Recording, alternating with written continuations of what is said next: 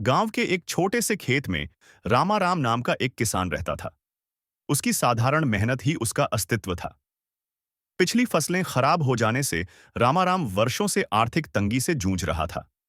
गांव वाले हंसते हुए कहते, रामाराम जैसा किसान, उसकी मृदा जैसी ही खेती होगी। लेकिन रामाराम हार मानने वाला नहीं था। मुश्किल समय और घटना एक दिन गांव का सेठ, जो अपने बड्ढे खेत और आधुनिक उपकरणों पर दंभ भरता था, बाजार में रामाराम की उपज देखने आया। उसने ताना मारा, जैसी खेती वैसी दिहाड़ी, तू कुछ भी कर, वही मिलेगा जो कर सकता है। रामाराम का मन भीतर तक हिल गया, लेकिन उसने ठान लिया कि मेहनत से स्थिति बदलेगी। बदलाव की राह रामाराम ने गांव के उस अध्यापक से मदद ली, जिसने जैविक खाद बनाने और मौसम के अनुसार फसल बदलने की सलाह दी।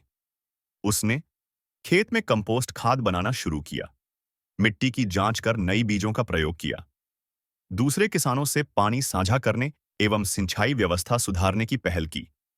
मेहनत से उसने पुरानी विधियों के साथ नवीन सोच को जोड़ा। परिणाम और संघर्ष का फल वर्षों बाद अचानक अच्छी बारिश हुई ईबीएन। उस साल रामाराम की पैदावार दोगुनी निकली। गांव वाले चौंक गए। जो किसान कभी पीछे रह गया, अब उसका खेत सोना उगल रहा था। अब वही लोग कहते, जैसे को तैसा, रामाराम जैसा मेहनती, वैसा ही सम्मानजनक परिणाम। रामाराम ने अपनी कहानी गांव में साझा की। वह और अधिक किसानों को जैविक खेती और बदलाव की विधियों से जोड़ने लगा।